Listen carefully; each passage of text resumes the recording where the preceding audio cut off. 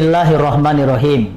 Assalamualaikum warahmatullahi wabarakatuh. Waalaikumsalam. Alhamdulillahi rabbil alamin. Wassalatu wassalamu ala asyrafil anbiya'i wal mursalin wa ala alihi wa sahbihi ajma'in. Rabbi shrah li sadri wa yassir li amri wahlul 'uqdatam min lisani yafqahu qawli. Pemirsa, sahabat TVNU Medan yang kami muliakan, yang kami hormati. Alhamdulillah, kita berjumpa kembali di siaran yang sama dengan penceramah yang berbeda. Alhamdulillah, pada sore yang berbahagia ini kita kedatangan penceramah ataupun narasumber, yaitu Al-Ustadz Dr. Muhammad Nuh Siregar. Ini adalah Al-Ustadz yang selalu mengkaji tentang ilmu-ilmu hadis. Jadi, adapun nanti materi yang disampaikan tentang amalan-amalan sunnah pendulang pahala besar selama bulan suci Ramadan. Assalamualaikum warahmatullahi wabarakatuh, Pak Ustadz. Waalaikumsalam warahmatullahi wabarakatuh. Alhamdulillah, pada bulan suci Ramadan ini sudah beberapa hari kita melewatinya. Ini perlu yang namanya arahan ataupun bimbingan yang ingin diberikan kepada seluruh pemirsa sahabat TVNU Medan, apalagi tentang amalan-amalan yang harus kita raih di bulan suci Ramadan ini. Tanpa memperpanjang kalam, kepada Al-Ustadz kami persilakan dengan segala hormat. Baik, terima kasih. Assalamualaikum warahmatullahi wabarakatuh. Waalaikumsalam warahmatullahi wabarakatuh. Alhamdulillah, salatu wassalamu ala rasulillah wa ala alihi wa ashabihi wa mawalah, amma ba'd. Pemirsa TVNU yang dirahmati Allah, pada hari yang berbahagia ini kita sudah memasuki pada hari yang kelima dari bulan Ramadan 1445 Hijriah. Maka selayaknya kita sebagai hamba Allah mengucapkan puji syukur, alhamdulillah, masih sampai kita mengikuti puasa ini sampai hari ini. Dan insyaallah dan mudah-mudahan sampai akhir dari bulan Ramadan ini bisa kita melaksanakan kewajiban kita sebagai orang yang beriman, berpuasa pada bulan Ramadan. Salawat dan salam kita sampaikan kepada Rasulullah SAW yang dengan memberikan syafaat nantinya kita oleh Rasulullah SAW kepada kita. Mudah-mudahan dengan membaca salawat ini bukan hanya manfaatnya kepada Rasulullah, tetapi kepada kita pribadi masing-masing. Pemirsa TVNU yang dirahmati Allah, sebagaimana diamanahkan oleh tim TVNU kepada kami, tema yang diangkat hari ini adalah amalan-amalan sunnah pendulang pahala pada bulan Ramadan. Saya teringat dalam sebuah hadis dikatakan oleh Rasulullah SAW, "Idza jaa Ramadan, futtihat abwabul jannah, wa ghulliqat abwabun nar, wa suffidatis syayatin." Rasulullah SAW mengatakan bahwa apabila masuk atau datang bulan Ramadan, maka dibukalah pintu-pintu surga, ditutup pintu-pintu neraka, dan diikat setan-setan. Hadis ini diriwayatkan oleh Muslim. Namun beberapa riwayat juga ada, tapi dalam bentuk atau lapas hadis atau redaksi yang berbeda. Pemirsa yang dirahmati Allah, dalam memahami hadis ini, para ulama memberikan beberapa pemahaman. Yang mana dalam teks hadis dikatakan bahwa futihat abwabul jannah, ya, bahwa pintu surga itu dibuka, dalam artian bahwa kebaikan-kebaikan yang diamalkan atau yang dikerjakan pada bulan Ramadan ini digandakan Tuhan pahalanya. Demikian juga ada juga yang memahami bahwa Futihat Abwabul Jannah ini, perbuatan-perbuatan jahat itu sedikit peluangnya.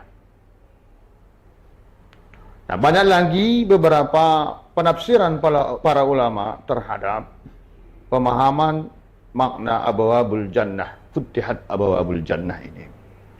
Nah, oleh karenanya, dalam kesempatan yang berbahagia ini, sebagaimana tema yang diberikan oleh tim, bahwa amalan-amalan sunnah, apapun yang mau kita kerjakan, yang kita amalkan di bulan Ramadan ini, yang merupakan kebaikan, itu akan dilipat gandakan pahalanya. Dalam hadis lain dikatakan bahwa kullu amali ibni Adam lahu illa syam fa innahu li wa ana ajazibih. Setiap amal ibadah itu, kata Allah dalam hadis kudusinya, pahalanya bagi yang mengamalkannya. Tetapi kecuali puasa. Kalau puasa itu Allah yang memberikan ganjarannya. Sehingga dengan demikian bahwa tidak bisa kita hitung berapa sebenarnya ganjaran dari perbuatan-perbuatan yang kita lakukan di bulan puasa Ramadan kebaikan. Tetapi di dalam agama kita dikatakan bahwa kalau kita berbuat kebaikan maka akan dilipat gandakan 10. Ya, asara au amsalihha, ya, dan sebagainya. Oleh karenanya kalau dalam puasa, itu Tuhan yang memberikan ganjarannya, nggak tahu kita berapa itu. Namun demikian, dalam perbuatan atau amalan-amalan kita yang mestinya kita lakukan atau yang sebaiknya kita lakukan untuk mendulang pahala, diantaranya adalah i'tikaf. Ya, beriktikaf di masjid. Ya. Kemudian apa lagi? Memberikan sedekah. Ya, termasuk diantaranya seperti dalam riwayat dikatakan, siapa yang memberikan bukaan terhadap orang yang berpuasa, maka dia akan mendapatkan pahala puasa oleh orang tersebut tanpa mengurangi pahala orang yang menerima pembukaan yang kita berikan. Nah, ini sebuah amalan yang sebaiknya ya dalam bulan Ramadan ini kita amalkan. Jadi nggak perlu banyak-banyak. Mau lebih bagus Anda rasa 10.000, silahkan 10.000. Berapa yang bisa Anda berikan? 5.000, 5.000. Yang penting bahwa itu bisa dinikmati oleh orang yang berpuasa ketika berbuka puasa. Nah, itu akan mendulang pahala bagi kita. Selain itu ada lagi umrah. Ini sungguh mendulang pahala. Karena kata Rasul, fa inna umratan fi Ramadan hajjatun. Sesungguhnya orang yang umrah pada bulan Ramadan itu pahalanya sama seperti pahala orang yang haji. Bagi yang mampu kan? Ya, jadi orang-orang yang memiliki kemampuan dalam bentuk harta, kemudian fisik, dan hal-hal yang terkait dengan keberangkatan untuk umrah, maka alangkah baiknya dalam kesempatan Ramadan ini silahkan berangkat untuk melaksanakan umrah, karena pahala umrah di bulan puasa itu sama seperti pahala naik haji. Ini sangat penting kita sampaikan. Oleh karenanya, maka orang-orang yang tidak bisa memiliki atau tidak bisa berangkat naik umrah atau berangkat ke umrah, ya paling tidak kita mengamalkan hal-hal yang bisa kita lakukan. Apalagi diantaranya membaca Al-Quran. Ya, bulan Ramadan ini adalah bulan Quran.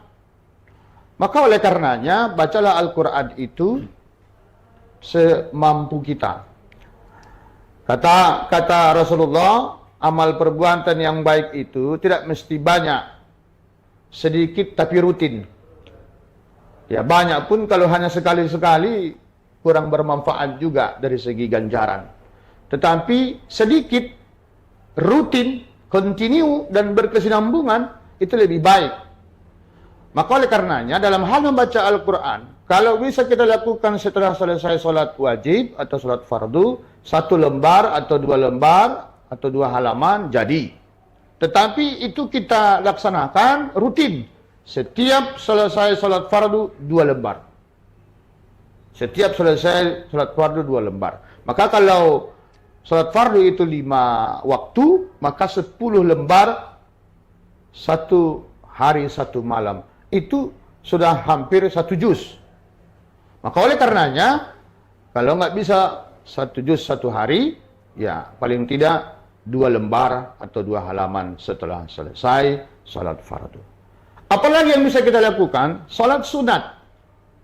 Sunat qabliyah, ba'diyah, sunat duha, sunat fajar. Nah, biasanya salat subuh kita terkadang melakukannya agak jauh atau terlambat dari waktu. Tetapi dalam Ramadan ini kita setelah makan sahur tinggal menunggu beberapa menit sudah bisa kita melaksanakan salat fajar, sunat fajar ya. Kata Rasulullah, orang yang salat sunat fajar itu tidak ada ganjarannya kecuali isi dunia. Nah, ini luar biasa ini.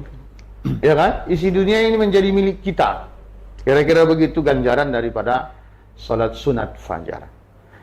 Lalu apa lagi kira-kira yang bisa kita lakukan selain itu? Ya, salat tahajud bisa. Ya, kalau memang kita ini mau melaksanakan salat tahajud, ya silahkan. Ya kan? Bagi orang, terutama bagi ibu-ibu yang biasanya di tempat kita ini, ibu-ibu yang menyiapkan makanan sahur.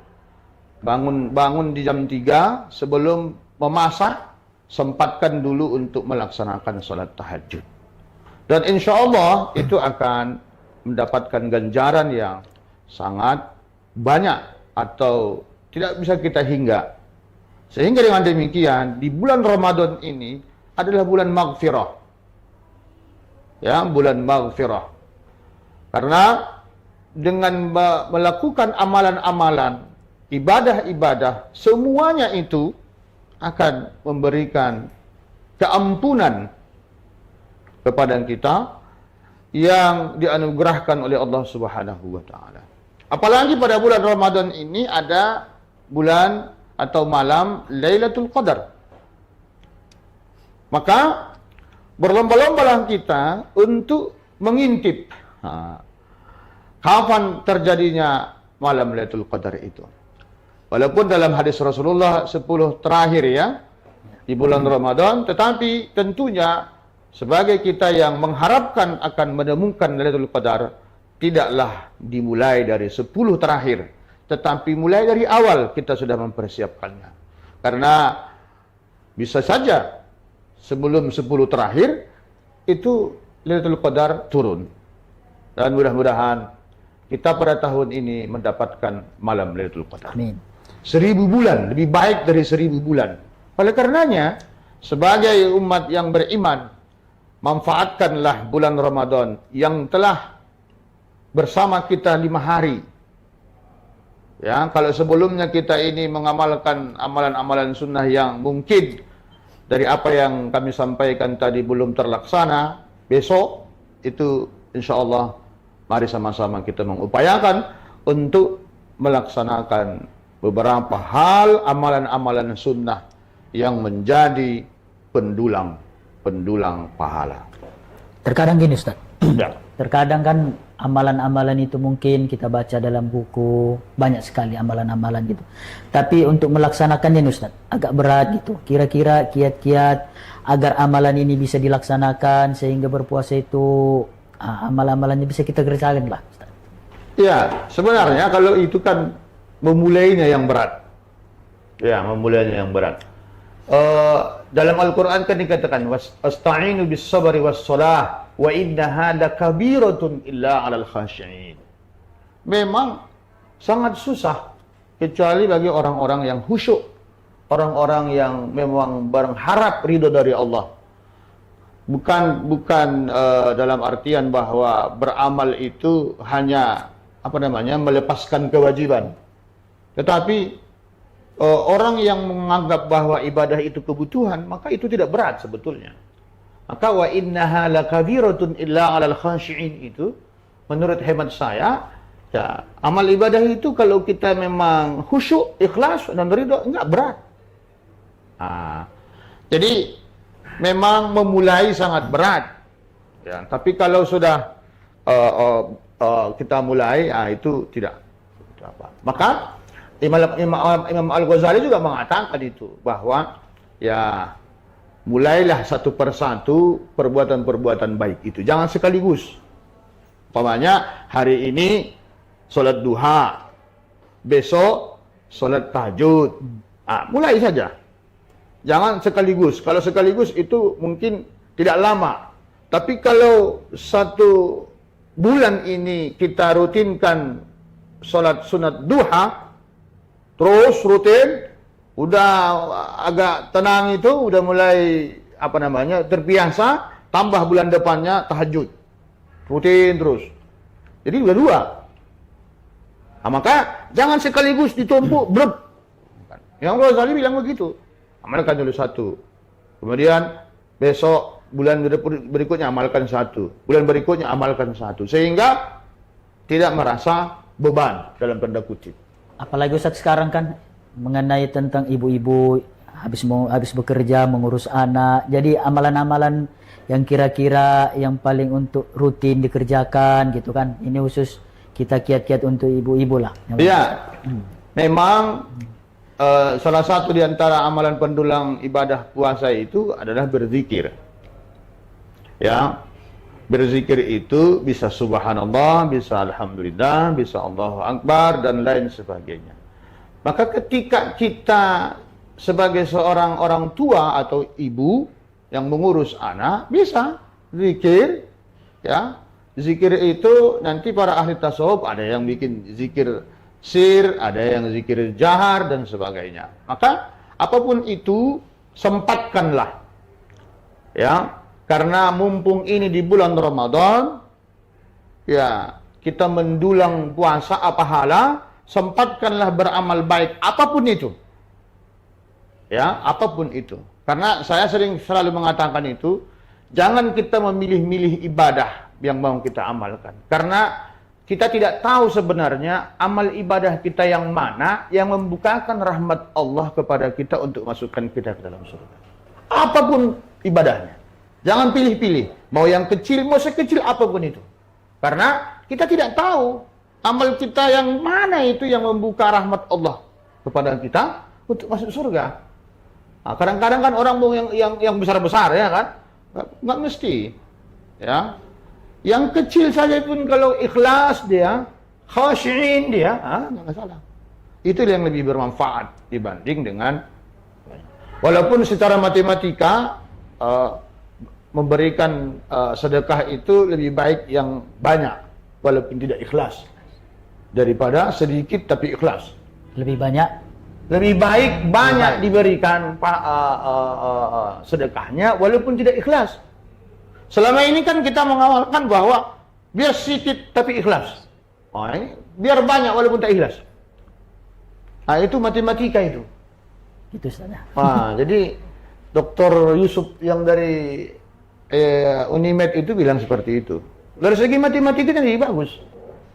Jangan lagi sering kita katakan bahwa nggak usah banyak-banyak, sedikit pun penting ikhlas. Nggak usah. Sekarang dibuat katanya banyak bersedekah walaupun tak ikhlas, lebih bermanfaat. Tapi rumusnya matematikanya saya nggak begitu paham. Yang jelas bahwa beliau adalah pakar matematika, mengatakan bahwa bisa dirasionalkan, bisa dimatematikkan kali-kalinya.